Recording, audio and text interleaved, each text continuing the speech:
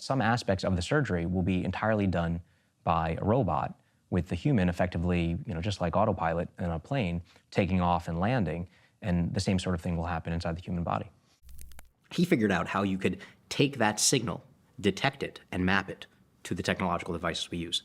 So instead of having to type on a keyboard, instead of having to type a switch, instead of having to turn a thermostat, I could effectively either do that motion in free space or, and this was the crazy part, think about making that motion, and I can control the devices.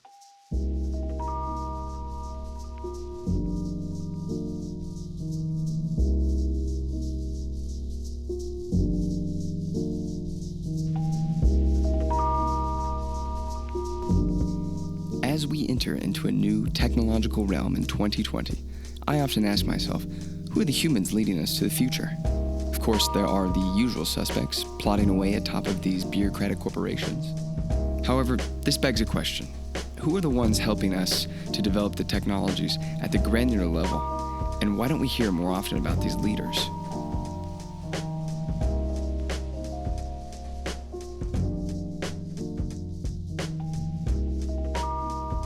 Now, in order to see where Josh Wolfe got his start, let's venture back to the year 2000, where the phrase .com was spilling out of every investor's mouth.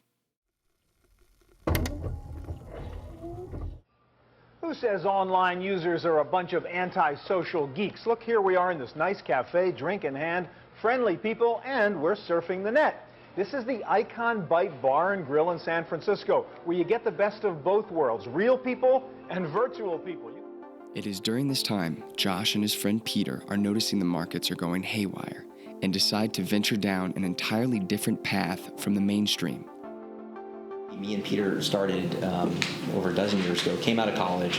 I was working in investment banking because that was a safe thing to do and I was going to make some money. He was working at Lehman Brothers in equity research, and we both had this idea at the intersection of science and finance. It was really born in this old Harry Truman quote, that there's nothing new, just history that you don't know. In this moment, Josh and Peter began to establish their investment philosophy. They knew they could rely on one particular strategy, what Josh refers to as the directional arrow of progress.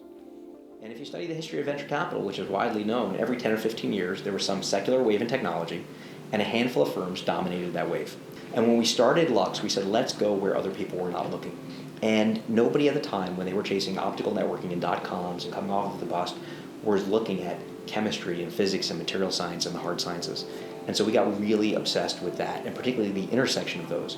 And it was happening at venues and academic centers of excellence with Nobel Prize winners that were in geographies that were not proximate to venture clusters.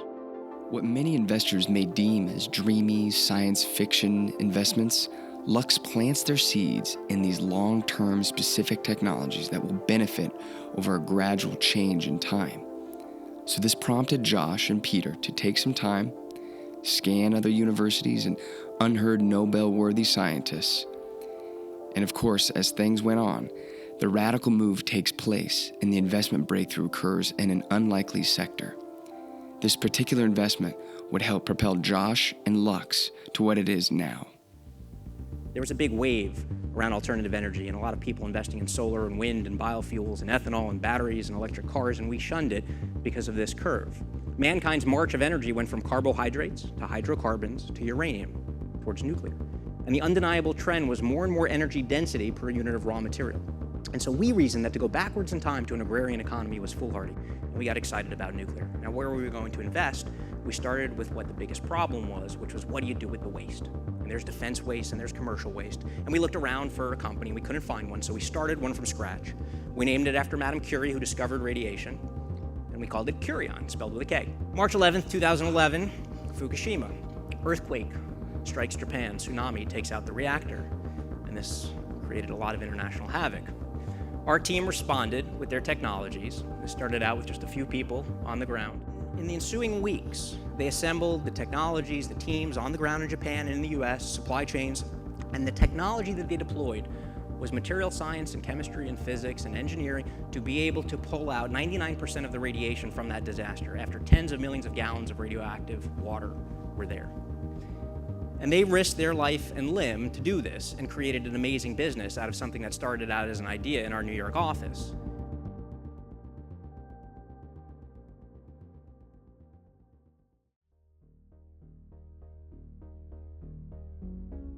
Just years after the Fukushima cleanup, 𝐥𝐸𝐤 is approached by an outside buyer for $350 million. After this acquisition is successful, Lux sets its sights on more industries of innovation. The timing was perfect, as the smartphone and data supercharged many possibilities. In the mid-2010s, it is clear with the diversification of the money gained from 𝐥𝐸𝐤, Lux believes the future is happening now. And suddenly, in the last few years, Josh finds himself on the board of a company sitting next to Bill Gates. And Lux's recent investments are now changing how we interface with the digital world. Am I going to be controlling my light switches and my computers and my robots just by thought? Yes. How? Right now, your muscles listen to your neurons. We're building devices that allow us to directly listen to those neurons that are otherwise controlling your muscles. By listening to those neurons and then translating the activity of those neurons into the same thing that would have turned the switch on and off, or typed on a keyboard, etc., we're now able to basically connect the nervous system directly to the machine, rather than this indirect way that we actually work with machines today. This is just the tip of the iceberg, as the other companies pictured now are also early-stage investments of Lux Capital.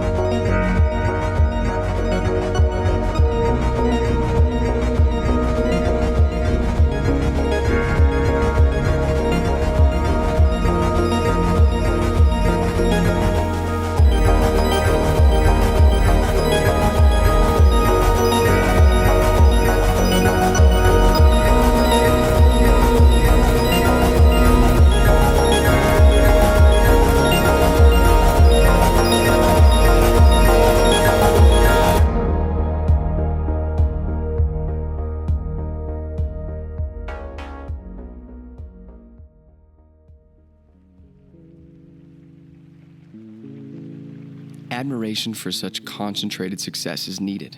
But let's dive into where Wolfe and Lux developed its sources of edge when it comes to investing. Wolfe proclaims they rely on 3 distinct principles. Even though these principles will sound like textbook school generalities, they help quell investor anxiety. Now, what exactly do I mean by this? Well, when people are learning from arbitrary sources on how to invest, such as YouTubers or random Investopedia articles, often you still feel woefully equipped to have any sort of an advantage. So what are these sources of edge when it comes to investing? The first principle is an informational edge. Investors can gain an advantage by having better information than others, of course. However, when the world is becoming more and more regulated, very few can actually gain this advantage. The second principle is an analytical edge. Investors can read information differently and can slightly give you more of an advantage. But as Wolfe claims himself, many should realize these advantages are often just too minute. The third and final principle is a behavioral edge. This is where the largest gap among you and your competitors can be found. We often have the same amounts of information. We have done our best to analyze the information in many different ways, but of course each human is wired differently.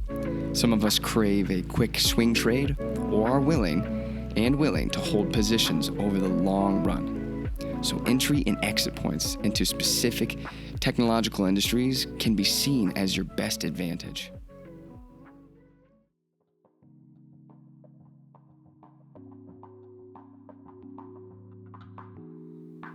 I know what you may be thinking. Josh hasn't exactly started all of these companies he's involved in, so you can't compare Elon to Josh.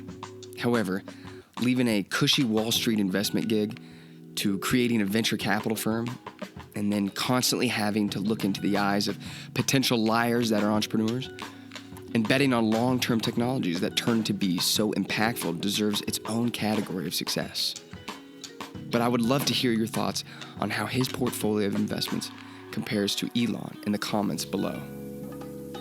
Hey guys, thanks for making it all the way through the video. My name is Austin, and I'm here to talk through interesting topics many are not covering. Also, if you're wondering, the music in the video is posted below as well.